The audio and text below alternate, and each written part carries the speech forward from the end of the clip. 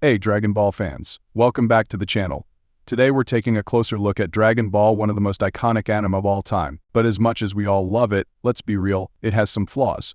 Whether you're a die-hard fan or a curious viewer, you've probably noticed some of these issues. So let's talk about why Dragon Ball might just be a badly written series. Buckle up.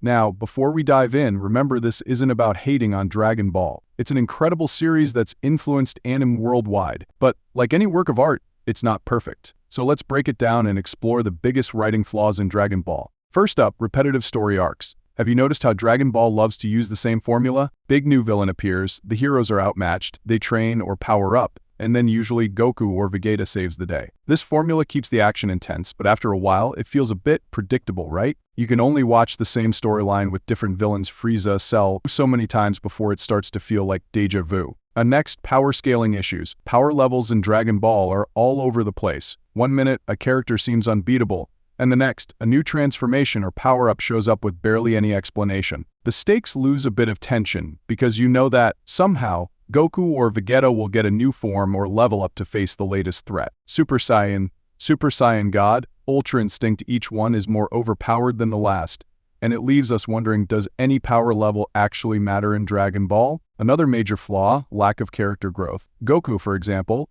is almost the same person throughout the entire series. Sure, he gets stronger, but he rarely changes as a person. Vegeta has some moments of growth, but even he often reverts back to his rivalry with Goku. And let's face it, seeing characters evolve and change over time is one of the best parts of storytelling, and Dragon Ball misses the mark here. Let's talk about underused side characters. The Dragon Ball universe is full of interesting characters like Piccolo, Gohan, Tien, and even Krillin. But over time, they're all overshadowed by Goku and Vegeta. Gohan, who was once set up to be Earth's next great hero, basically got sidelined after the Cell Saga. It's like they're there to fill the background, but they're not given a chance to shine. Now, here's one you might not have thought about: inconsistent tone and world building. Dragon Ball shifts from comedic and lighthearted moments to intense, high-stakes battles. It's not necessarily a bad thing, but sometimes these tone shifts feel jarring. And then there's the world building or lack of it. Rules about the afterlife, power levels, and even the Dragon Balls themselves often change depending on what the plot needs, making it feel inconsistent. Lack of emotional depth and stakes is another big one. With the Dragon Balls able to revive